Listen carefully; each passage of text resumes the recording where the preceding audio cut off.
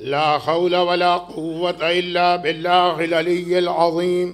بسم الله الرحمن الرحيم. الحمد لله الملك الحق المبين رب الشهداء والصديقين، والصلاة والسلام على حبيب إله العالمين سيد الأنبياء والمرسلين خاتم النبيين رحمة للعالمين شفيع المذنبين سيدنا ومولانا أبي القاسم محمد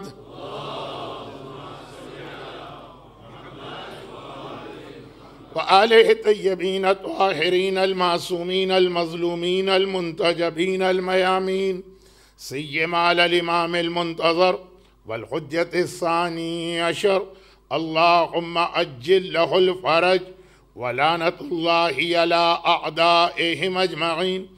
أما بعد، فقد قال الله عز وجل في كتابه المبين وفرقانه المتين وقرآنه المجيد: بسم الله الرحمن الرحيم. هل جزاء الإحسان إلا الإحسان؟ وقال: أحسب الناس أن يتركوا أن يقولوا آمنا وهم لا يفتنون.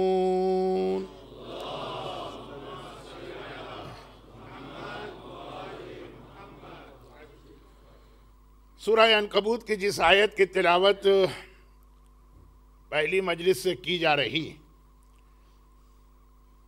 اور آج اس تیسری مجلس میں بھی اب تک اس آیت کا ترجمہ یا ٹرانسلیشن نہیں آیا، اس میں ایک لفظ استعمال ہوا ہے،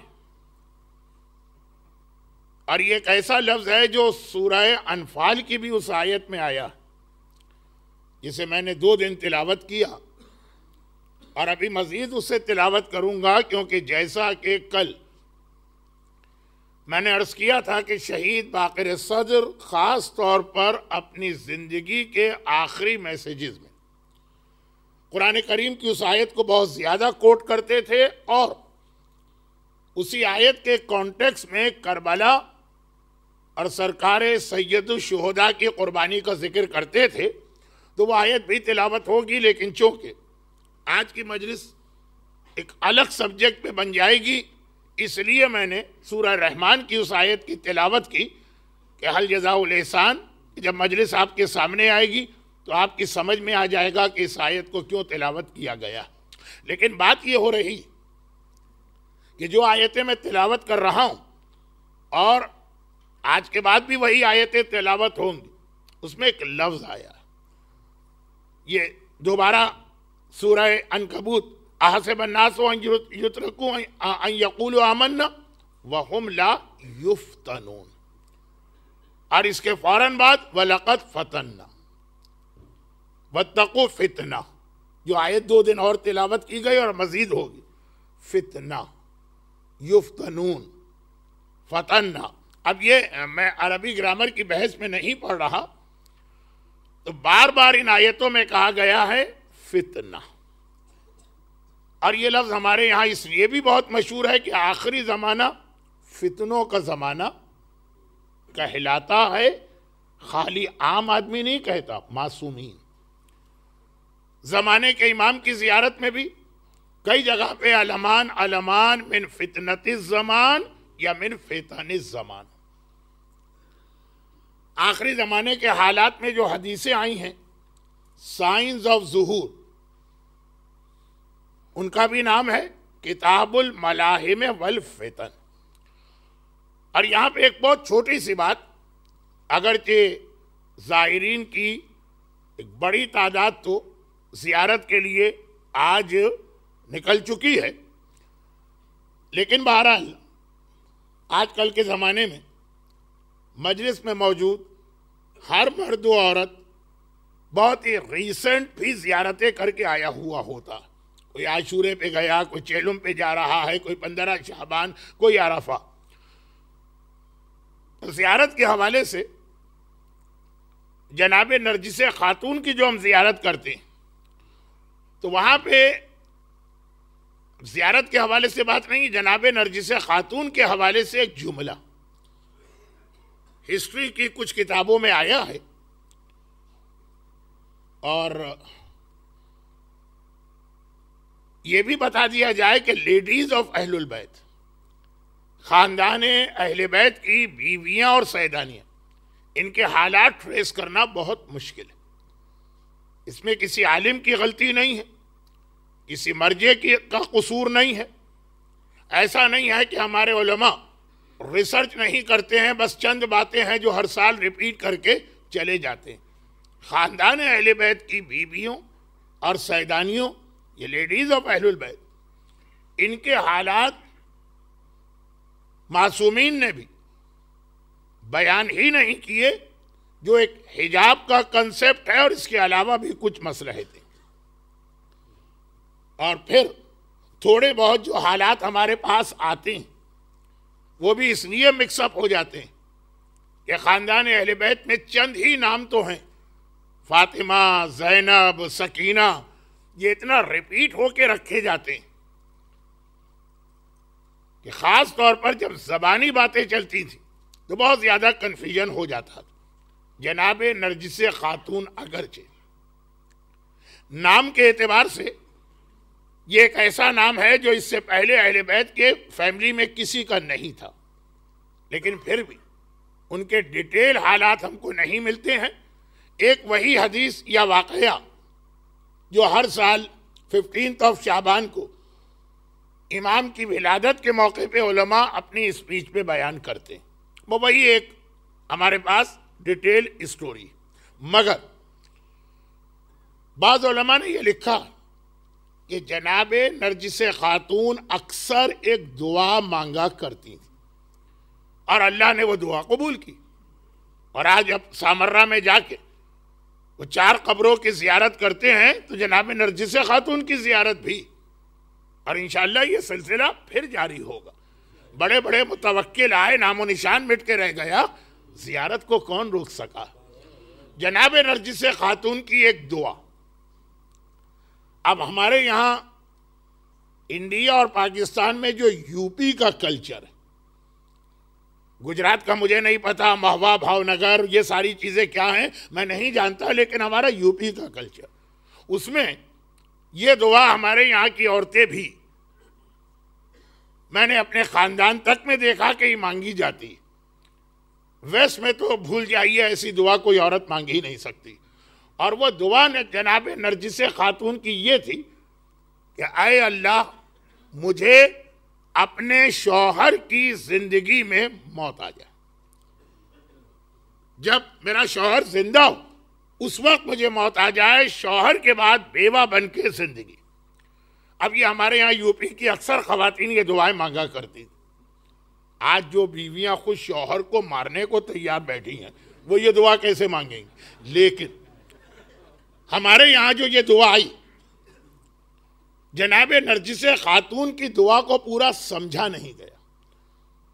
اب یہاں پہ میں وہ بحث نہیں کر رہا جو 4 سال پہلے، آج کی مجلس میں 2 جملے ایسے آ رہے ہیں جو 4 یا 5 سال پہلے جب میں نے پہلا اشرہ پڑھا تھا، اس ٹائم پہلے اشرے سے مطلب میری زندگی کا پہلا اشرہ نہیں، فرسٹ اشرہ آف محرم، جب 25 دسمبر کرسمس 4 یا 5 محرم کو تھی، اس اشرے میں 2 باتیں بڑی ڈیٹیل کے ساتھ میں نے بیان کی تھی، جن کو بہت ہی شارٹ کر کے، بلکہ شارٹ بھی نہیں کر رہا، خالی اشارہ، ایک یہی بات کہ جناب نرجس خاتون کی یہ دعا کے حوالے سے ایک سوال یہ آتا ہے کہ کیا انسان کے لیے موت کی دعا مانگنا جائز بھی ہے کہ نہیں؟ ہمارا موضوع دعا، ہمارے سبجیکٹ کا حصہ، ہمارا ٹاپک ہے دعا۔ کون سی دعا مانگی جائے گی، کون سی دعا نہیں مانگی جائے گی؟ بہت سارے مومنین کو یہ بھی نہیں معلوم ہے کہ نماز کے عالم میں اگر کسی حرام کام کی دعا مانگی جائے تو نماز ٹوٹ بھی جاتی ہے۔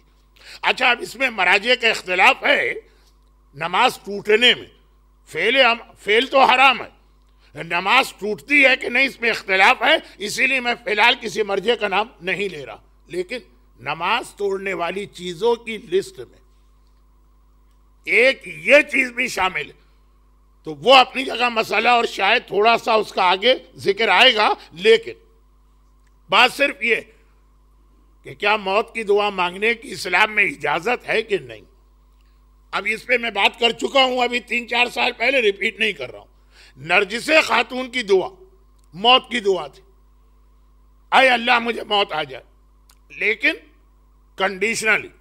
اب مثلا اگر 11ویں امام کی عمر 500 سال ہے تو ان کی دعا یہ نہیں ہے نرجس خاتون کی کہ مجھے آج موت آ جائے, 499 ایئرس کی زندگی مجھے ملے. مگر سوال یہ ہے کہ یہ دعا کیوں مانگی گئی. ایک تو چوتھے امام کی دعائے مکارم الاخلاق میں موت کی دعا, ہر سال آپ 23rd آف رمضان کو یہ دعا پڑھتے ہیں اور اسکرین پر اس کا انگلش ٹرانسلیشن دیکھتے ہیں, اس میں بھی تو موت کی دعا ہے نا. لیکن اس کا ایک ریزن اسی جگہ بیان کیا گیا, اسی جگہ کہ اے خدا اگر میری آئندہ زندگی شیطان کی اطاعت میں گزرنے والی ہے تو مجھے ابھی موت دے دے. ریزن یہ ہے کہ اگر شیطان کے میں پھندے میں پھنس جاؤں گا, شیطان کو فالو کروں گا, پھر زندگی نہیں چاہیے, ابھی موت آ جائے. ایک ریزن کے ساتھ موت کی دعا مانگی. نرجس خاتون نے جو موت کی دعا مانگی وہ کس لیے؟ وہ اس لیے کہ جب 11ویں امام نے مسلسل ایک جملہ کہا اور پھر اس کے بعد لوگوں نے سوال کیے تو اس کو ایکسپلین کیا. 11ویں امام کا عام لوگوں سے ڈائریکٹ کوئی ایکسس نہیں تھا, بہت ہی سلیکٹڈ اصحاب کو اجازت تھی کہ وہ آ کے امام سے ملاقات کریں. تو اب جن سے ملاقات ہوتی امام ایک جملہ بار بار کہتے ہیں, اور جب یہ جملہ کہیں گے تو اب یہ سب سلیکٹڈ اصحاب ہیں, یعنی ایسے اصحاب ہیں کہ جن کو خود امام بھی رسپیکٹ دیتے ہیں. تو وہ ایک سوال کرتے ہیں, پھر اس کی امام ڈیٹیل بتاتے ہیں. نرجس خاتون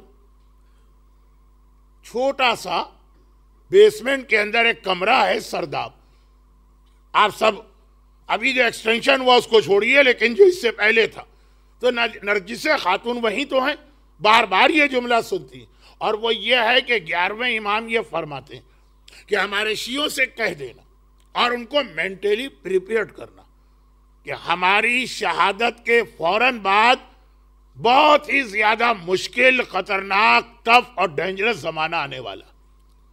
فوراً اپنی شہادت کے ویری نیکسٹ ڈے کہا کہ ہماری شہادت کے فوراً بعد ہمارے شیعوں کے لیے ایک بہت ہی بڑا پرابلم کریٹ ہونے والا, اور بہت مشکل ہے کہ اس زمانے میں لوگ اپنا ایمان بچا سکیں جسٹ آفٹر امام. یہ نہیں کہ آج 500 سال گزر گئے تو ہمارے لیے ایمان بچانا مشکل ہے, نہیں.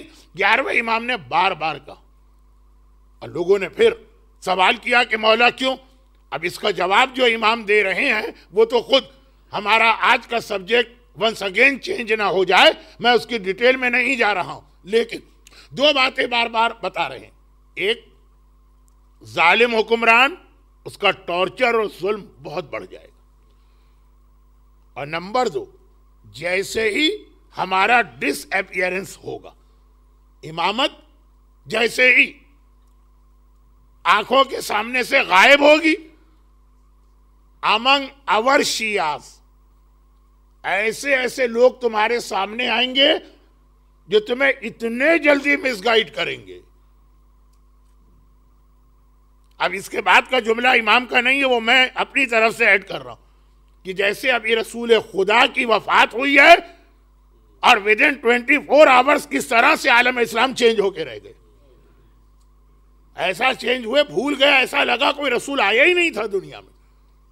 کہا کہ ہمارے بعد یہ ہمارے شیعوں پہ گزرے گی, تمہارے درمیان سے ایسے ایسے لوگ آئیں گے جو اس طرح سے تمہارے ایمان کا خاتمہ کریں گے. اچھا, یہ ساری چیزیں اب امام بتا رہے ہیں, عقیدے کے اعتبار سے بھی, فزیکل ٹارچر کے اعتبار سے, دونوں طرف سے شیعت انڈر اٹیک آئی.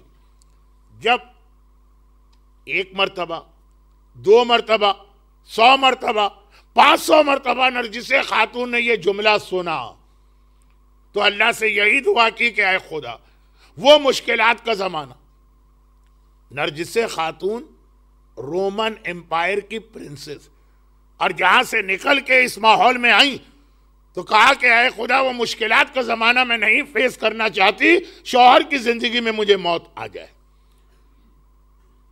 اب یہ نرجس خاتون کی جو دعا ہے اور اس کے نتیجے میں شوہر کے سامنے ان کا انتقال ہوا اور اسی مکان میں ان کی قبر بنی جہاں آپ زیارت کر کے آتے ہیں۔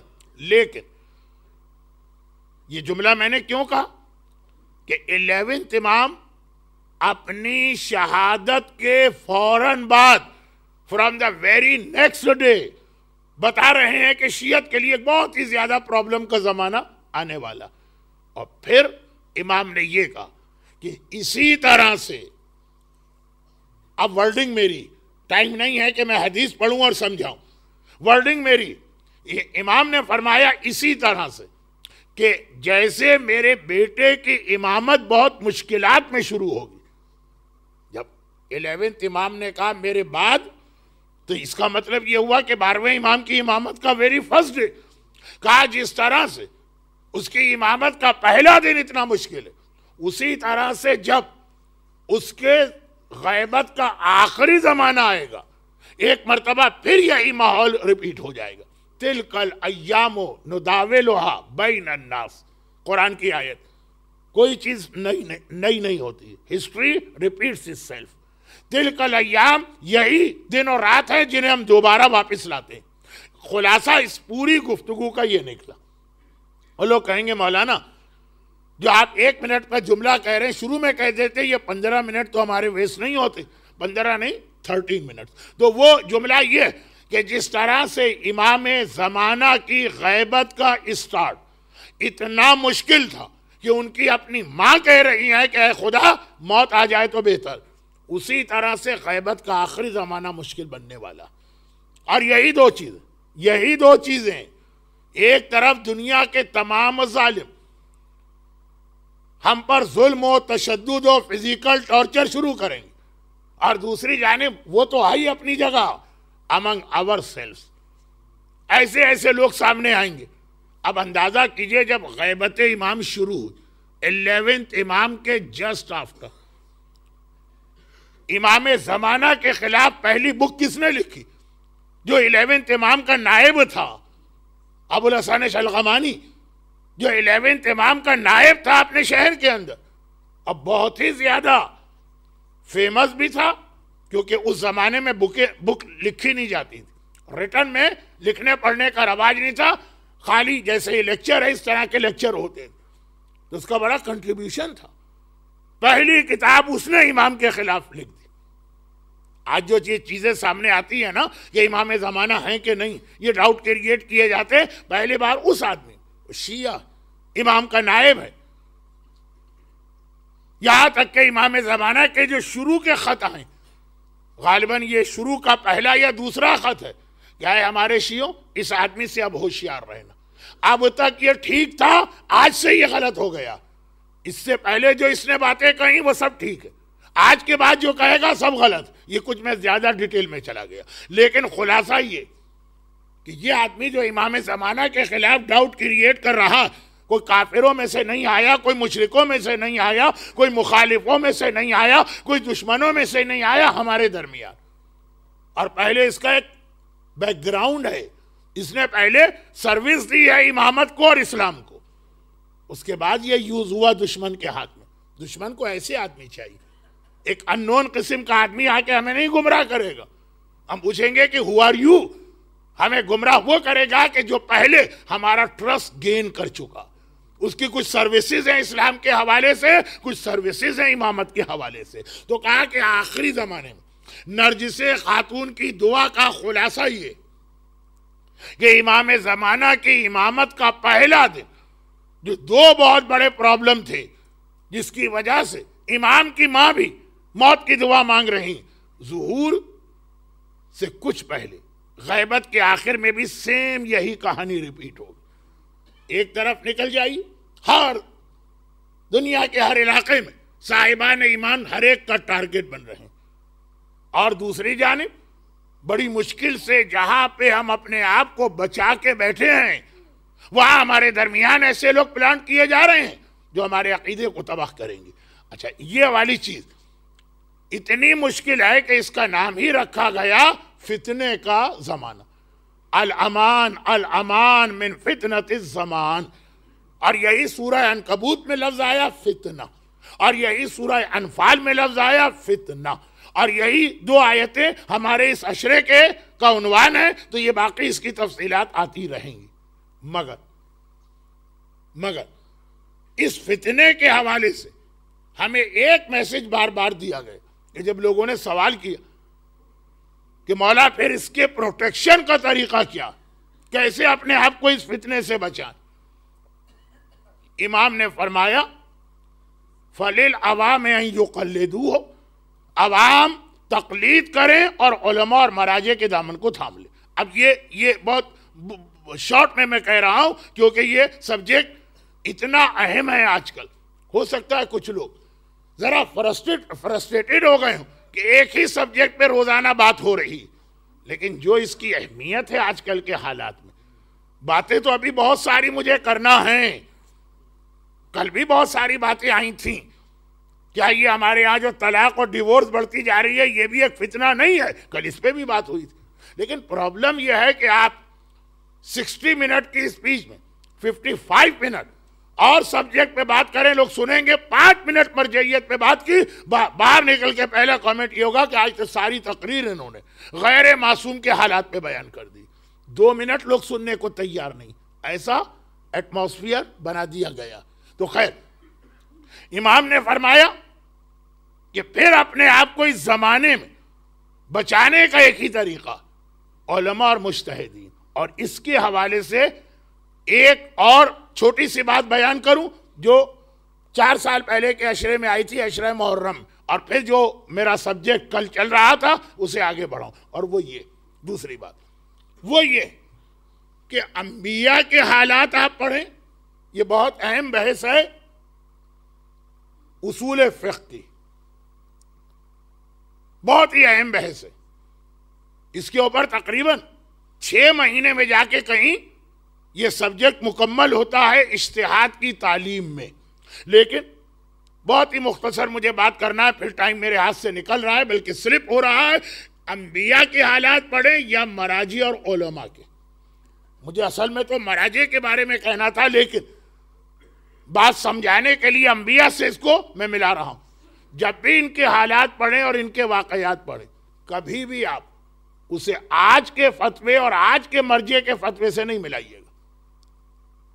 انبیاء کے بارے میں بھی اگر آپ کبھی پڑھیں تو انبیاء کے حالات میں اگر ایک چیز آ گئی کہ جی وہ واجب تھی, یہ مت سمجھیے گا کہ اگر ابراہیم کے زمانے میں واجب تھی تو ہمارے زمانے میں بھی واجب. اللہ کے رسول وہ شریعت لے کے آئے جو ناسخ ہے تمام پرانی شریعتوں کی. اب ان الدین عند اللہ الاسلام, اسلام کے علاوہ کسی اور راستے پر کوئی آدمی ہے کم از کم وہ جنت میں تو انٹر نہیں ہو سکتا. ان الدین عند اللہ الاسلام الیوم اکملت لکم دینکم, یہ بہت اہم میسیجز ہیں ان آیتوں کے. چنانچہ قرآن میں نوح, ابراہیم, موسیٰ, عیسیٰ, سلیمان, داؤد علیہم الصلاۃ والسلام, یہ تمام انبیاء کے حالات آئیں, مگر اس لیے نہیں آئیں کہ آپ اگر قرآن میں بھی کچھ پڑھیں تو کہیں کہ جب معصوم نبی یہ کام کر رہا ہے تو ٹھیک ہوگا. جناب مریم اونلی لیڈی جنہیں قرآن نے معصومہ کہا, شہزادی کونین کا رتبہ مریم سے بلند ہے, مگر اور آیہ تطہیر کے اندر شہزادی کی عصمت کا ذکر آیا, مگر نام لے کر یا مریم ان اللہ اصطفاکی و طہرکی, نام لے کر جناب مریم کو معصومہ قرار دیا ہے پورے قرآن. جناب مریم کہہ رہی ہے نا کہ آج میں نے روزہ رکھا ہے, کھانے پینے کا نہیں, باتوں کا روزہ, آج میں خاموش رہوں گی. اور آج کسی بھی مرجع کا رسالہ عملیہ اٹھا کے دیکھی اور حدیث کی کتابیں پڑھیے, حدیث چلے, حرام روزوں کے اندر ہے عید کا روزہ حرام, بقرعید کا روزہ حرام, حج پر جانے والے کے لیے ایام تشریق کے روزے حرام, اور خاموشی کا روزہ حرام. حرام روزہ ہے, حرام, گناہ ملے گا اس روزے پر. جو جناب مریم ایک بڑی منت, نظر تو للرحمن, میں نے اللہ سے یہ منت مانی ہے, قرآن ان کو معصومہ کہہ کر ان کی منت کو کوٹ کر کے ان کا روزہ بیان کر رہا ہے, اور آج ہمارے یہاں یہ حرام ہے. ہمارے یہاں سے مطلب پیغمبر کی شریعت میں. تو انبیاء کے حالات و واقعات ایک میسج لیجئے، ایک سبق لیجئے اس سے کہ مریم کے اندر یہ ہے کہ کتنا ہی تمہارے خلاف پروپیگنڈا کیا جائے، اللہ کے راستے کو نہ چھوڑنا، مگر جو عمل کے اعتبار سے کوئی نماز، کوئی روزہ، کوئی عمل آئے، وہ آپ کو کنفرم کرنا کہ اللہ کے رسول نے اسے ایز اٹ از رکھا ہے یا اسے کینسل کر دیا ہے۔ اسی طرح سے مجتہدین کے واقعات، یہ جو ایک لوگوں میں عادت ہو گئی کہ ہم نے اگر مقدس سے اردبیلی کا واقعہ پڑھا اور وہ توضیح کھول کے بیٹھ گئے کہ دیکھیے آیت اللہ سیستانی تو کہتے ہیں یہ چیز جائز نہیں ہے، مقدس سے اردبیلی خود مجتہد، مقدس سے اردبیلی خود مرجع، وہ کسی اور کا فتویٰ نہیں مانیں گے، وہ اپنے فتوے کے اوپر عمل کریں گے۔ تو یہ ایک طریقہ کار پرانے مراجع کے فتوے۔ آج کل نئے مراجع پر تو اعتراض ہو ہی رہے ہیں، اور یہ دیکھیے یہ ڈبل اٹیک ہو رہا، نئے مراجع پہ اعتراض ہوتا کہ یہ بات کہاں سے نکل کے آئی، پرانے مرجع تو یہ نہیں کہتے، اور پرانے مراجع پہ بھی اعتراض ہوتا کہ شیخ مرتضیٰ انصاری نے شیخ طوسی کی گواہی کو کیوں ٹھکرا دیا۔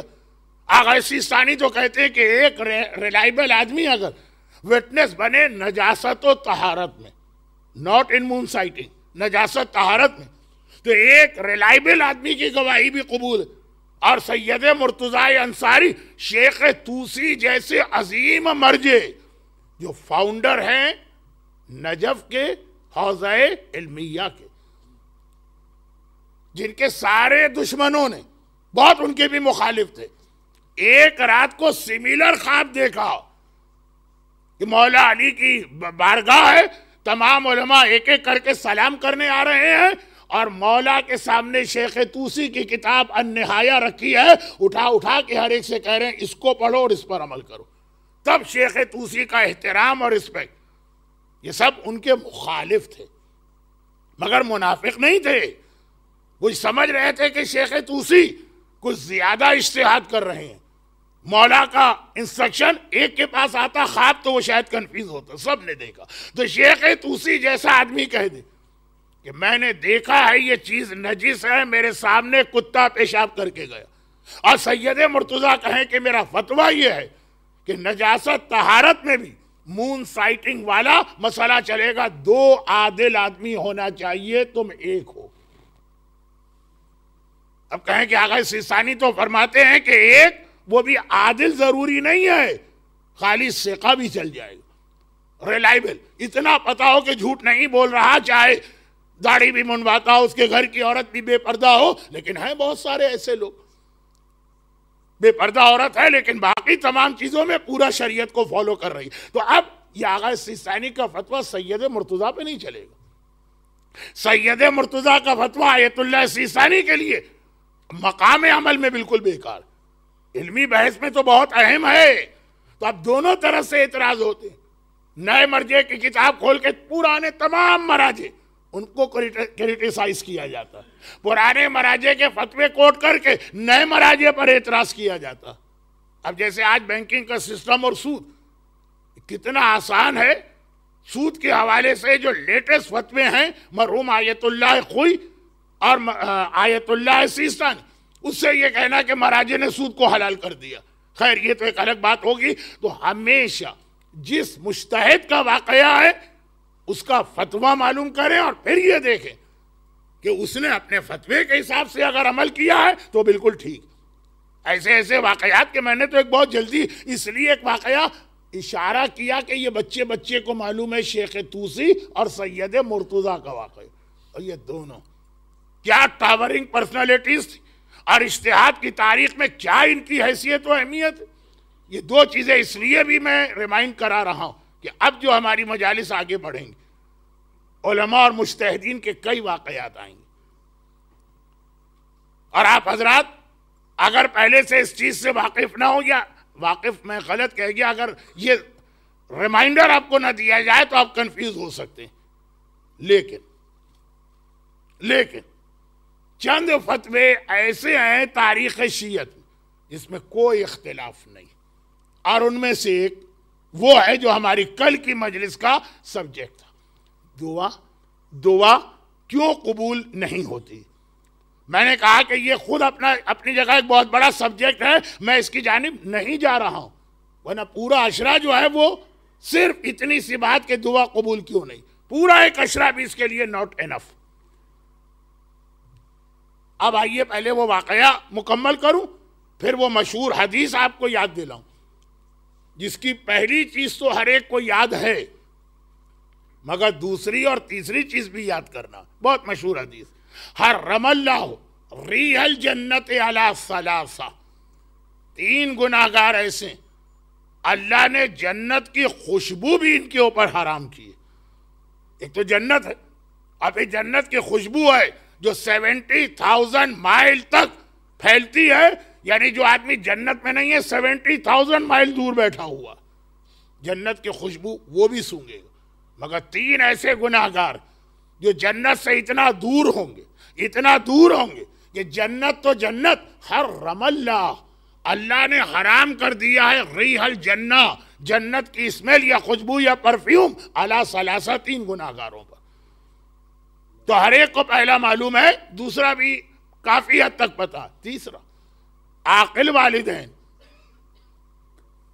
اب عاقل والدین کے اوپر اللہ نے جنت کی خوشبو حرام کر دی، جو والدین کا عاق، وقاطع الرحم، اور جو رشتہ داری کو کاٹ کے بیٹھ جاتا۔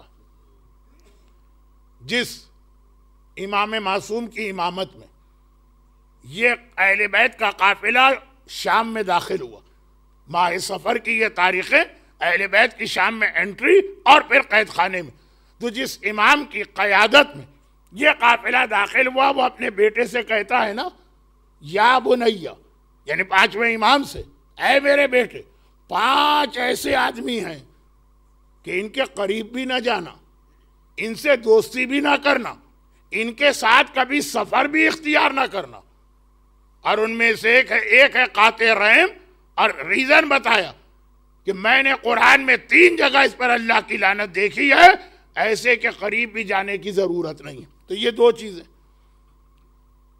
اور اس کے بعد تیسری چیز، صادق آل محمد امام جعفر صادق علیہ السلام ارشاد فرما رہے ہیں،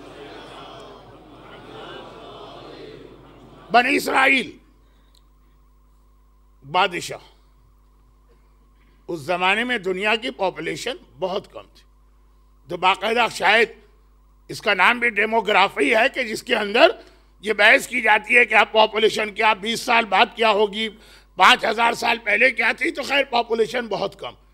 یہ تو بنی اسرائیل کا واقعہ، 1400 سال پہلے مدینہ شہر کتنا تھا، جتنی آج مسجد، مدینہ کی مسجد جو ہے پورا شہر ٹوٹل اس مسجد کے اندر آ گیا، حتیٰ مارکیٹ، ہوٹلز، لوگوں کے باغ، چھوٹے چھوٹے قبرستان، خیر تو یہ 1400 سال پہلے مدینہ اتنا چھوٹا، آج ہم جاتے ہیں یہ مسجد ہمیں کچھ لگتی ہی نہیں ہے، لیکن پورا مدینہ تو 5,000 10,000 سال پہلے بنی اسرائیل، بہت ہی ایک پوائس فیملی تھی، شوہر اور بیوی، اور یہ عورت بہت ہی زیادہ خوبصورت تھی، لیکن بہرحال حجاب تو ہر نبی کی امت میں رہا۔ اس آدمی کا بڑا بھائی جج تھا یا قاضی تھا، اس زمانے کے اندر آبادی اتنی کم تھی، ایک بادشاہ کے لیے ایک ہی سٹی ہوتا تھا، اور ایک سٹی کے لیے ایک ہی جج انف ہوتا تھا، تو یہ ایک جج تھا اس قوم کا، ایک دن آیا اپنے بھائی کے گھر میں، اور اس کی نگاہ ایکسیڈنٹلی اپنی بھابھی پہ پڑ گئی، یعنی بھائی کی بیوی۔ وہ جو ایک بہت مشہور واقعہ میں پڑھتا ہوں آغا اصفہانی کا، جو زمانے کا امام جس کی نماز جنازہ پہ آیا، اس میں بھی یہی ایک جملہ ہے نا کہ بھابھی پہ نگاہ پڑ گئی، اور امام نے بھی وہاں پہ ریزن یہی بتایا۔ اب اندازہ کریں اس بات سے کہ بھائی کی بیوی اور بڑا بھائی، شادی بھی ہوئی، زندگی بھی گزار رہے، اب تک نہ دیکھ پایا تھا اپنی بھاوج کو، اس لیے کہ جو اسلام میں ایک نظام ہے، ہو سکتا ہے کہ آج اتنا اسٹرکٹ نہ ہو، بات میں کر رہا ہوں پرانے انبیاء کے زمانے کی، بہت ہی خوبصورت۔ وہ جو کل شیطان نے اپنا بزنس سیکرٹ بتایا کہ نامحرم مرد اور عورت قرآن پڑھنے بھی جماؤ، گھر میں انٹر ہوا ایک دم نگاہ پڑ گئی. اس نے اب تک اپنے آپ کو بہت بچایا تھا عورت نے, بس دل میں برا خیال آ گیا اور شیطان کو موقع مل گیا, اور اب بس یہی خواہش کہ کسی طرح سے مجھے فعل حرام کا موقع مل جائے. غالباً انگریزی میں ایڈلٹری کہتے ہیں, لیکن کیسے؟ بھائی بھی ابھی موجود ہے جو عورت کے لیے ایک بہت بڑا پروٹیکٹر اسلام نے رکھا. یہ تو آج کل کے لوگ ہوتے ہیں کہ اپنے دوستوں کا لے جا کے انٹروڈکشن کراتے ہیں, لیکن بات کو پھیلاؤں گا نہیں ورنہ تو ایک واقعہ پورے عشرے میں مکمل نہیں ہوگا. خلاصہ یہ ہے کہ اس نے سوچا کیا کرے, کس طرح سے پہلے تو اس بھائی کو یہاں سے ہٹاؤ. بادشاہ وقت کو کسی دوسرے ملک میں ایک میسج بھجوانے کے لیے بہت ہی زیادہ ٹرسٹ ورتھی آدمی کی ضرورت پڑی. بہت ہی امپورٹنٹ میسج تھا, شاید ساتھ میں کچھ امانت بھی تھی. قاضی کو بلایا اور کہا کہ آپ کی تو پبلک ڈیلنگ جج ہیں آپ, ہر وقت میری قوم میں بتائیے کہ اتنا امین آدمی, اتنا ٹرسٹ ورتھی کون کہ میں اتنے امپورٹنٹ مشن پہ اس کو بھیجوں. قاضی نے کہا یہ تو بہترین موقع. پرانے زمانے کی ٹریولنگ میں تو 6 مہینے لگتے تھے, 4 مہینے سے زیادہ کی ٹریولنگ جو پرانے مراجع کے فتوے میں حرام تھی, تو اس کا ایک ریزن یہ بھی ہے کہ شوہر بیوی کا یہ لمبا سیپریشن گناہ کا راستہ کھولتا. خیر, تو اس نے سوچا یہ اچھا موقع, اور بھائی اس کا پوائز بھی ہے. بادشاہ سے کہا کہ میرا چھوٹا بھائی, اور وہ انتہائی ٹرسٹ ورتھی اور اس کام کے لیے سب سے فٹ. بات تو بہت لمبی ہو جائے گی. بادشاہ نے کہا تمہارا بھائی, تو اس سے بہتر کون آدمی ہوگا. بھائی کے پاس پہنچا کہ بادشاہ نے تمہیں اس کام کے لیے بھیجا. بیوی نے اس کو روکا, کہا کہ تمہیں پتا ہے کہ ہم کتنے حجاب کے ساتھ ہیں, تم چلے جاؤ گے ہمارا گزارا کیسے ہوگا. اور یہ کوئی 2 دن 4 دن 5 دن کی ٹریولنگ نہیں ہے, مہینوں لگیں گے. اچھا, وہ بھائی یعنی اس عورت کا شوہر بھی ہیزیٹیٹ کر رہا. بڑے بھائی نے کہا پرواہ نہ کرو, میں تو ہوں نا, یہ تو میری بیٹی کی مانند ہے, میں آ کے اس کا خیال کروں گا. یہ جو کنسپٹ ہے نا, یہ ہماری بہن کی طرح ہے, وہ ہماری بیٹی کی طرح ہے, وہ ہماری ماں کی طرح ہے. ساری خرابیاں یہاں سے پیدا ہوتی ہیں. جو رشتے اللہ نے بنائے ہیں صرف وہی رشتے ہیں. اللہ کے بنائے ہوئے رشتے کو تو کاٹ رہے ہیں قطع رحمی کر کے, اور اپنے ایسے ایسے رشتے بنا رہے ہیں کہ جو شیطان کو انٹری کا موقع دیتے ہیں. ارے گھبراؤ نہیں, میں موجود ہوں, بڑا بھائی تمہارا. بڑے بھائی کا ایک احترام ہوتا ہے ہندو کلچر میں اتنا کہ باپ کی طرح مانا جاتا ہے. تو کہاں چلے جاؤ, دیکھو ایسا چانس نہیں ملے گا, بادشاہ تم سے بڑا خوش ہو جائے گا, آگے تمہارے لیے یہ آسانیاں. بہت زیادہ فورس کر کے اس کو بھجوا دی. اب بات ذرا جلدی اس کی جو پنچ لائن ہے واقعے کی, وہ اصل میں آپ کے سامنے پیش کرنا, شاید اسی پہ آج مجھے مسائل پڑھنا پڑے. پھر جو اس کا اصل یہ واقعہ میں پڑھ کیوں رہا ہوں وہ ریزن کل آئے گا. خیر چلا گیا وہ, اور یہ جو قاضی جج جس نے خاص اپنے انٹرسٹ کی وجہ سے اس کو بھجوایا, پھر موقع سے فائدہ اٹھائے. گھر میں بیٹھنے والی عورت, اکیلی عورت, وہ گیا اور جانے کے بعد کہا دیکھو یہ میری خواہش ہے, اسے پورا کرنا ہوگا. وہ مومنہ تو تڑپ اٹھی, جس نے کبھی اپنا بال تک نہیں کھولا اپنے شوہر کے بھائی یعنی جیٹ کے آگے, اور ایسی اس سے ڈیمانڈ کی جا رہی, یقین بھی نہ آیا. اور غصے کے عالم میں کہا نکل جا میرے گھر سے, میں خود اپنے معاملات کو دیکھوں. قاضی کہتا ہے تجھے پتا ہے کہ میرا کیا اسٹیٹس و پوزیشن, اگر تم نے میری بات نہیں مانی تو میں ایک جھوٹا کیس تمہارے خلاف بنا کے تمہیں اسٹوننگ کی سزا دلواؤں گا. یہ کہوں گا بادشاہ سے کہ میرے پاس فٹنس آئے ہیں کہ شوہر کے ایبسنس میں اس عورت نے فعل حرام کیا. یعنی پہلے جھوٹا الزام لگایا جاتا تھا شوہر کے ایبسنس میں, اب تو شوہر کی پریزنس میں سب کچھ ہو جاتا ہے, لیکن یہ بات کا اسٹیج. مومنہ کہا کہ کچھ بھی کرو, یہ اتنا بڑا گناہ میں برداشت ہی نہیں کر سکتی. اس نے اپنی بات کے حساب سے گیا بادشاہ کے پاس اور کہا کہ جس آدمی پہ میں نے اتنا ٹرسٹ کیا, چھوٹا بھائی, وہ تو ٹھیک, اس کی بیوی, ارے بھائی گیا اور یہ گناہوں میں انوالو ہو گئی. جو کل میں کہہ رہا تھا کہ کوئی آربیٹریٹر جب بنتا ہے نا تو بہت بڑی اس کے اوپر ایک ذمہ داری بھی ہے, اور اس کا ثواب بھی سب سے زیادہ. جتنا بڑا کام کریں گے اتنا بڑا ریوارڈ ملے گا. اذلنی فی ذل عرشک یوم لا ذل الا ذلک. لیکن یہ باتیں اب آج نہیں آ رہی ہیں کیونکہ ٹائم بالکل نکلا جا رہا. بادشاہ نے کہا تم جج ہو, کیا فیصلہ ہے؟ کہا بس میرے نزدیک یہ چیز پروف ہے. کہا ٹھیک ہے سزا دو. اس نے باقاعدہ شہر کے باہر جو زمانے کا طریقہ تھا اپنی بھابھی کو اپنی بھاوج کو بلایا, لوگوں کو بلایا, کہا اس نے یہ گناہ کیا ہے چنانچہ اس کو اسٹوننگ کرو. اتنے پتھر مارے, یہ مومنہ تقریباً مر کے گر گئی. اور ہر ایک نے دیکھا, یقین ہو گیا مر گیا, لوگ آ گئے. رات ہوئی, تھوڑا سا اسے ہوش آیا, پتھروں کو ہٹایا, بہت زیادہ زخمی ہے لیکن زندہ. چنانچہ وہ آگے چلی. رات کا اندھیرا, پرانا زمانہ, اتنی پاپولیشن نہیں, جگہ جگہ جنگل اور ڈیزرٹ. اور اس اندھیرے میں اسے ایک راہب کی عبادت گاہ نظر آئی. راہب لوگ جنگل ہی میں اپنی عبادت گاہ بناتے ہیں. انگریزی میں غالباً ان کو مونک کہتے ہیں, اور ان کی عبادت گاہ کا نام شاید مونسٹری ہے. خیر میری انگریزی پہ نہ جائیے. راہب کی عبادت گاہ نظر آئی, دروازے پہ نوک کیا, رات کا وقت ہے, زخموں سے چور ہے, بے ہوش ہو کے گر پڑی. اس نے آ کے دروازہ کھولا, بوڑھا آدمی, تو دیکھا کہ ایک زخمی عورت گھر کے دروازے پہ گری ہوئی. اسے اٹھا کے اندر لایا گیا. ہوش آیا, پوچھا کیا بات ہے؟ کہا کہ میں ایسی مظلوم ہوں کہ جس پر میرا بھروسہ تھا کہ یہ مجھے پروٹیکٹ کرے گا, اسی نے فعل حرام کی ڈیمانڈ کی اور پھر یہ سزا دلوائی. مت گھبراؤ, میں اللہ کی عبادت کر رہا ہوں اور حکم خدا ہے کہ مظلوم کا ساتھ دو, تم یہیں پہ رہو ایک کونے میں. اور پھر اس کا ایک چھوٹا بچہ تھا, کہا کہ بہترین عورت سے زیادہ بچے کو اور کون ٹیک کیئر کر سکتا, یہ بچہ تیرے حوالے. وہ راہب تو بہت بڈھا آدمی ہے, 200 سال 300 سال کی عمر ہوتی.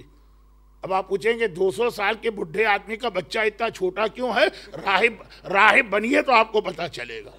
خیر تو خلاصہ یہ ہے کہ بچہ, لیکن کام کاج کے لیے غلام بھی ہے وہاں. وہ تو جوان آدمی کو ہی کام کرنے کے لیے رکھا جاتا ہے, بڈھے کو تو نہیں. اس نے دیکھا یہ عورت اتنی خوبصورت ہے. یہ پورے واقعے میں بار بار یہ جملہ آ رہا ہے, میرے پاس ٹائم نہیں ہے کہ میں بار بار ریپیٹ کروں. وہی بات, وہی سٹوری ریپیٹ ہوئی. وہ جو شیطان کل کہہ رہا ہے کہ نامحرم مرد اور عورت ایک جگہ پہ اکیلے نہیں ہونے چاہیے. ہاں اگر کوئی تیسرا آدمی بھی آ گیا تو کافی حد تک شیطان کا مسئلہ, شیطان کا راستہ بند ہو جاتا. اب یہاں بھی وہی بات. اب یہ عورت کے پاس تو چوائس نہیں ہے, تو زخمی مظلومہ بنا کے لیے آئی ہے. راہب عبادت کرنے والا, اسے سوچنا چاہیے. عبادت وداؤٹ نالج بہت پرابلم لاتی ہے. یہ ہمارا سبجیکٹ ہے, اس عشرے میں 2 مجلسیں اس پر ہوں گی. عبادت وداؤٹ نالج, تقوی وداؤٹ نالج. غلام نے کہا دیکھو اگر میری بات پوری نہیں کی تو میں تمہیں اس سے بھی زیادہ سخت سزا دلواؤں گا. کہا کہ جب میں نے اپنے شوہر کے بھائی کی بات نہ مانی تو تم کون ہو؟ اللہ کا حکم ہے, میں کسی کی بات اللہ کے حکم کے سامنے قبول نہیں کروں. جب یہ سو رہی تھی رات کو, اس بچے کی گردن کاٹی اور سیدھا جا کے راہب کو بتایا کہ آپ نے جسے اپنے بچے کی ٹیک کیئر کے لیے رکھا وہ تو ایسی ظالم نکلی کہ آپ کے بچے کو قتل کر دیا. راہب بھاگا بھاگا آیا, یہ واقعاً دیکھا کہ میرا بچہ مرا ہوا. یہ بہت ایموشنل موقع ہوتا. بڑھاپے کا بیٹا, سب سے چھوٹا بیٹا, اور وہ اس طرح مر گیا. لیکن چونکہ خوف خدا ذرا سا تھا اس کے پاس, کہا کہ میں نے احسان کیا اور تو نے یہ کہا میری بات تو سنو. کہ کوئی بات نہیں سننا. دیکھیں یہ وہ جگہ ہے کہ جہاں آربیٹریٹرز کے لیے اسلام کوئی ڈیوٹی عائد کرتا. بھائی کیا بات کیا دیکھ سنیں, ریڈ ہینڈڈ جسے کہتے ہیں, بیٹے کا لاشا پڑا ہوا ہے, تیرے ہاتھ پہ خون لگا ہوا ہے, تلوار تیرے پہلو میں, نکل جا یہاں سے. اور تو نے اتنی بہرحال خدمت کی ہے, یہ 4-6 مہینے اس میں گزرے, 20 دینار اس کو دیے اور کہا نکل. پھر ایک بار وہ نکل کے چلی.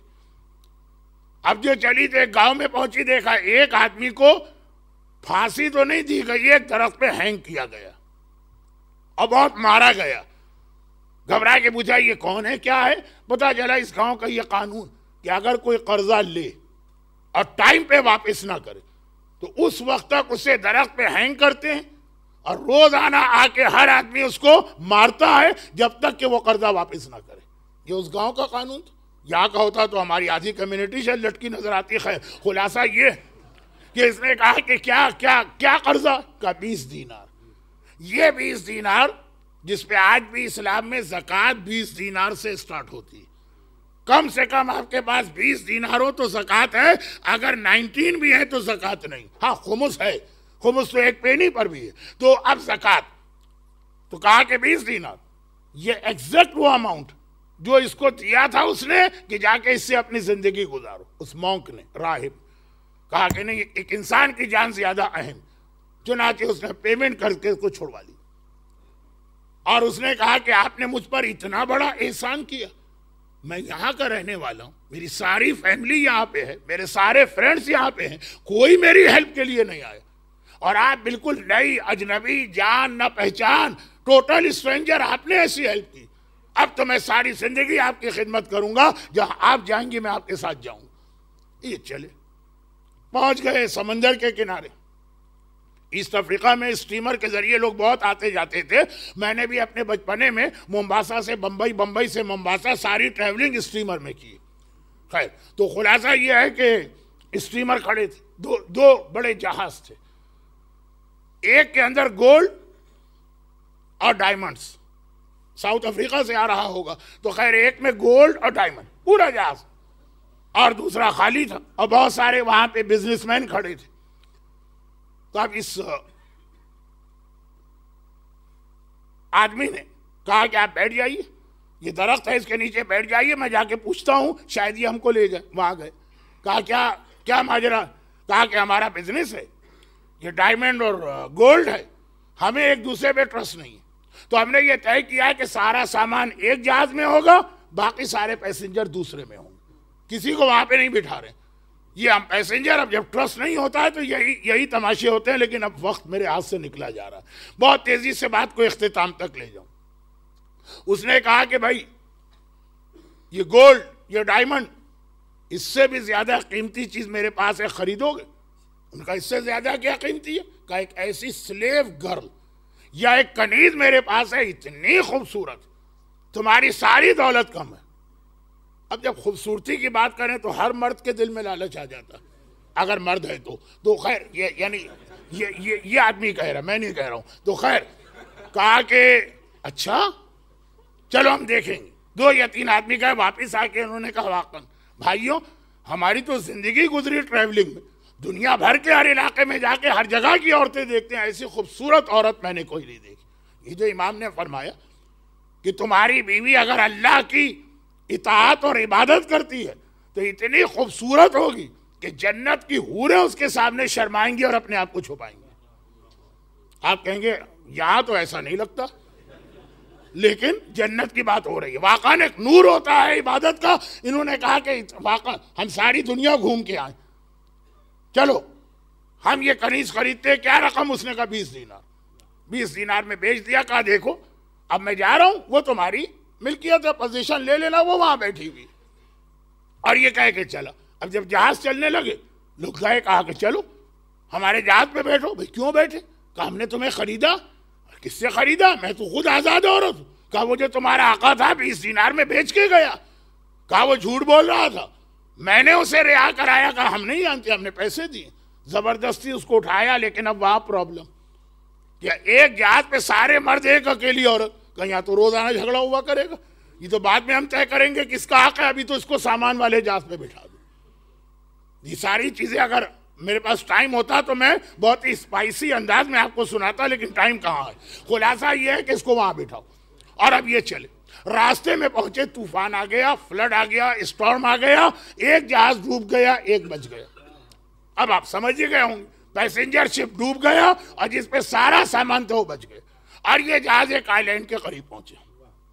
اب یہ عورت اتری, جہاز وہاں پہ رک گیا, پانی میں پھنس گیا ہے. یہ کہیں رک گیا, پھنس گیا. یہ اتری, دیکھا بہت ہی خوبصورت آئی لینڈ ہے, یہاں پانی بھی ہے فریش اور فروٹس بھی ہیں.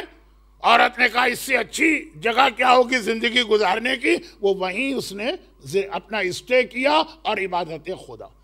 ادھر وہ جو بادشاہ تھا اس کے علاقے میں ایک عذاب خدا آنے لگا. جو ہر نبی کی قوم پہ جب عذاب آتا تو سائنز آف عذاب پہلے آتے ہیں. اچانک عذاب کبھی نہیں آتا, پہلے سائنز آتے ہیں. وہ لوگ وہ سارے کے سارے مسلمان تھے, یعنی اس زمانے کے نبی کو مانتے تھے. یہ منظر دیکھا تو گھبرا گئے. نبی وقت سے کہا کہ یا نبی خدا, ہم نے تو اللہ کی کوئی ایسی نافرمانی بھی نہیں کی جیسے نوح کی قوم نے, شعیب کی قوم نے, صالح کی قوم نے کی. ہم پر یہ عذاب کیوں آ رہا؟ اللہ کی طرف سے حکم آیا, کہا کہ تم میں کچھ ایسے گناہ گار, جب ان کا گناہ معاف ہوگا تو یہ عذاب ختم ہوگا, ورنہ ساری قوم ختم ہو جائے گی. گناہ کیسے معاف ہو؟ کہا کہ ایک آئی لینڈ پر میری ایک انتہائی متقی اور پرہیزگار, جس کا اسٹیٹس بہت ہائی ہے میرے پاس, وہ کنیز میری رہتی.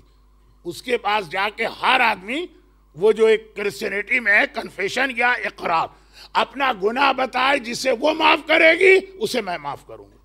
سب لوگ جائیں. اب یہ ساری قوم چلی. وقت گزر گیا, اس نے اور عبادت کی, اس کا حجاب اور سخت ہو گیا. چنانچہ کوئی بھی اس کو نہ پہچان سکا. یہ قوم پہنچی, سب سے پہلے بادشاہ آگے گئے اور کہنے لگا کہ میں بادشاہ ہوں, میرا کام یہ ہے کہ ہر چیز جب پروف ہو جائے اس کے بعد آرڈر کروں. لیکن ایک بار میرے جج نے آ کر ایک عورت کے بارے میں یہ کہا کہ اس نے ایڈلٹری کا گناہ کیا ہے, میں سزا دے رہا ہوں. میں نے اس سزا کو انڈوز کر دیا, نہ کوئی تحقیق کی, نہ یہ پوچھا کہ وٹنس کون سے تھے, نہ یہ پوچھا کہ کیس کہاں چلا. اس نے کہا اتنا ٹرسٹ کر لیا, بلائنڈ ٹرسٹ. ہم مرجے پہ کرنے کو تیار نہیں ہو. بادشاہ کہہ رہا ہے میں نے اس پہ کیا, اب مجھے یہ ریئلائز ہو رہا ہے کہ یہ غلطی تھی. عورت نے کہا کہ یہ غلطی تھی لیکن میں معاف کرتی ہوں. ایک کونے میں بیٹھ گیا. جج آگے بڑھا, کہنے لگا کہ میرا چھوٹا بھائی, اس کی وائف بہت ہی خوبصورت تھی, میرے دل میں برا خیال آیا, چنانچہ میں نے یہ کیا وہ کیا. آخر میں اس کو ڈیتھ پنشمنٹ سنا دی, اسٹوننگ کرا کے مار کے میں آ گیا. اب مجھے احساس ہو رہا ہے کہ میں نے کتنے سارے گناہ کیے. بھائی کی بیوی پہ بری نگاہ ڈالی, ایک مومنہ کو غلط سزا سنائی, وہ سارے گناہ. اس نے کہا کہ میں نے تیرا گناہ بھی معاف کیا, لیکن ادھر بیٹھ گیا. پھر اس عورت کا وہ شوہر آیا, اب وہ بھی نہیں پہچان پا رہا ہے کیونکہ حجاب بھی ہے. تھوڑا ٹائم بھی گزرا, تھوڑا اس عورت تقویٰ پرہیزگاری چینج ہو گئی. وہ آیا اور کہا کہ مجھے صرف ایک خیال آ رہا کہ میں نے اپنی بیوی کا حق ادا نہیں کیا. میں ٹریولنگ پہ جا رہا تھا جو میرے لیے ضروری نہیں تھی, اور میرے دل میں یہ خیال آیا کہ بادشاہ کہہ رہا ہے مجھے ایک بڑا اسٹیٹس ملے گا, ایک بڑی اماؤنٹ ملے گی. میری مومنہ بیوی روکتی رہی, میں نے اس کی بات نہیں سنی. واپس آ کے میں نے سنا کہ اس نے یہ گناہ کیا, لیکن ایک گلٹی مجھے فیل ہو رہی ہے کہ شاید میں نے بیوی کا حق ادا نہیں کیا. اگر یہ میرا گناہ ہے تو میں تجھ سے معافی چاہتا ہوں, کیونکہ اللہ کی کنڈیشن یہ. عورت نے کہا کہ میں نے اسے معاف بھی کیا, اور تو ابھی سن رہا تھا تجھ سے پہلے جج نے کیا کہا. اب بتا کہ تیری بیوی واقعاً اس کی غلطی تھی یا خود ہی اپنی زبان سے اقرار کر رہا ہے کہ میں نے جھوٹا کیس بنایا تھا. شوہر نے کہا کہ میں اپنی غلطی مانتا ہوں, کہا معاف کیا, بیٹھ گیا. پھر وہ مونک آیا راہب, کہنے لگا کہ ایک ایسی مظلومہ زخمی عورت میرے گھر کے دروازے کے سامنے گزری اور اتنا عرصہ میرے پاس رہی, اور میں نے اس کو دیکھا کہ وہ کتنی زیادہ متقی اور پرہیزگار, مگر غلام نے آ کے یہ کہا کہ اس نے میرے بیٹے کو قتل کر دیا. وہ چیختی رہی کہ میری بات تو سنو. میں نے ون سائیڈڈ بات سنی غلام کی اور کوئی توجہ نہ دی اور اسے اپنے گھر سے نکال دی. اب مجھے ریئلائز ہو رہا ہے کہ یہ میری غلطی. اتنا بڑا ڈیسیژن لینے سے پہلے مجھے تھوڑی سی خود بھی انویسٹیگیشن کرنا چاہیے تھی اور اس عورت سے بھی سننا چاہیے. میں عبادت کرنے والا اللہ کی, اور اتنا میں نے ریئلائز نہیں کیا کہ رات کے اندھیرے میں ایک عورت کو اکیلے گھر سے نکال رہا ہوں.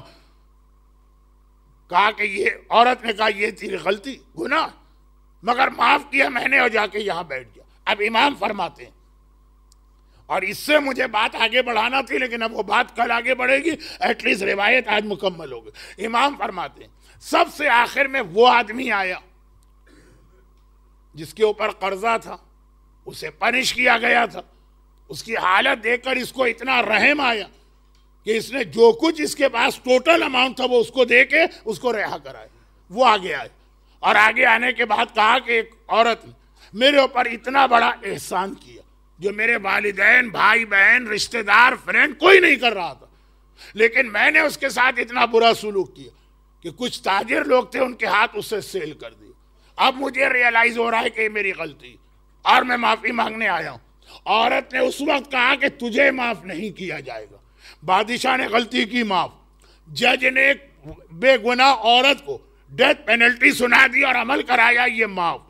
شوہر نے اپنی بیوی کا حق ادا نہ کیا، یہ معاف۔ مونک نے تہمت اور ایلیگیشن پر آنکھیں بند کر کے یقین کیا، یہ معاف۔ مگر تیری غلطی معاف نہیں ہے، تجھے اس کی پنشمنٹ برداشت کرنا پڑے گی اور تو اپنی قوم میں نہیں جا سکتا۔ وہ گھبرا کے کہتا ہے کہ ابھی یہ سب ون بائی ون اپنی سٹوریاں سنا رہے تھے، انہوں نے تو مجھ سے بڑے بڑے گناہ کیے۔ کہا کہ ہر گناہ معاف ہے مگر احسان فراموشی کا گناہ معاف نہیں ہے۔ اگر کوئی آپ کے ساتھ اچھا سلوک کرے، حل جزاء الاحسان الا الاحسان۔ میں نے کہا تھا کہ آخر مجلس تک پتہ چلے گا یہ آیت کیوں تلاوت کی ہے۔ کہا قتل کا گناہ بھی معاف ہے، تہمت کا گناہ بھی معاف ہے، یہ ناانصافی کا گناہ بھی معاف ہے اگر آدمی معافی مانگے، مگر احسان فراموش۔ پیغمبر کی حدیث، حرم اللہ ریح الجنہ علی ثلاثہ، 3 کے اوپر اللہ نے جنت کی خوشبو حرام کی ہے: والدین کا حق، قاطع رحم، اور احسان فراموش، کہ آپ کے ساتھ کسی نے اچھا سلوک کیا بھول جائیں اسے۔ اب ویسے تو آپ دیکھیں تو پہلے 2 بھی اسی کیٹیگری میں، آقے والدین، بھول گئے کہ والدین نے تمہیں کس طرح پالا، قاطع رحم، رشتہ دار، بہرحال ایک دوسرے کے ساتھ کبھی نہ کبھی اچھا سلوک کرتے ہیں۔ احسان فراموشی کا گناہ معاف نہیں۔ اور آج کی دنیا جو اتنی سیلفش دنیا بن گئی، اور میں صرف ایک جملہ کہہ دوں جس کے بعد باقی اس جملے سے آپ پھر دیکھیں گے کہ میں واپس وہیں پہ آ گئے، جو اتفاق سے 2 دن بات ہوئی، اور وہ یہ ہے کہ جب یہ کہا جائے جنہوں نے تم پر احسان کیا ہے ان کو یاد رکھو۔ اب اس کے اندر ایک لسٹ آنے والی تھی، ٹائم نہیں رہا، انشاءاللہ کل، تو یاد رکھیے ہمارے ذہن میں سب آ جاتے ہیں جنہوں نے احسان کیا، مرجے نہیں آتا، جبکہ سب سے بڑا احسان تو ہم پر ہمارا مرجے کرتا ہے، جو ہمیں جنت میں لے کے جاتا ہے۔ محنت وہ کرتا ہے، ریسرچ وہ کرتا ہے، 24 گھنٹے وہ حدیث پہ غور وہ کرتا ہے۔ ہم آرام سے گھر میں بیٹھے ہیں، ٹی وی دیکھ رہے ہیں، اسپورٹس چینل دیکھ رہے ہیں، فتویٰ ملا، عمل کیا، جنت میں پہنچ گئے، لیکن یہ بھی ریئلائز نہیں کرتے کہ یہ احسان کیا۔ البتہ کائنات کی تاریخ میں سب سے بڑا احسان فراموش یہ کوفہ اور شام کے رہنے والے تھے۔ اللہ کے رسول نے ان کو کہاں سے کہاں پہنچا دیا۔ خطبہ فاطمہ میں جا کے سنیے، شہزادی کہتی ہے میرے بابا کا احسان مانو، میرے بابا نے تمہیں جاہلیت سے نکال کے ہدایت کا راستہ دکھایا، جہنم سے نکال کے تمہیں جنت میں پہنچایا، اور یہ احسان کا بدلہ کیا دیا گیا؟ یزید کے دربار میں رومن امپائر کا ایمبیسڈر کہتا ہے حضرت عیسیٰ کے گدھے کا ایک کھر یعنی ایک ناخن ہمارے یہاں ہیں، ہم اس کا اتنا احترام کرتے ہیں کہ یہ ہمارے نبی خدا کی ایک نشانی ہے، اس کا اتنا احترام کرتے، گدھے کے پیر کا ایک ناخن، اور تم کیسے ظالم ہو، اپنے نبی کی اولاد کو اس طرح سے تم نے ذبح کر دیا۔ حسین مارے گئے، عباس مارے گئے، اکبر مارے گئے، اصغر مارے گئے، اس سے بڑی احسان فراموشی کیا ہوگی؟ لیکن جو شہزادی کونین کا جملہ ہے، شہزادی کونین ہندا کے خواب میں جب آئی تھی تو کیا جملہ ارشاد فرمایا تھا؟ اے ہندا، میرے لال کا کیا قصور تھا کہ تیرے شوہر نے میرے لال کو ذبح کرا دیا، میرے بچوں کو شہید کرا دیا، اور اگر تیرے شوہر کا اختلاف مردوں سے تھا تو میری زینب نے کیا کیا ہے، میری کلثوم کا کیا قصور ہے، ہائے میری سکینہ کیوں قید خانے میں رکھی گئی؟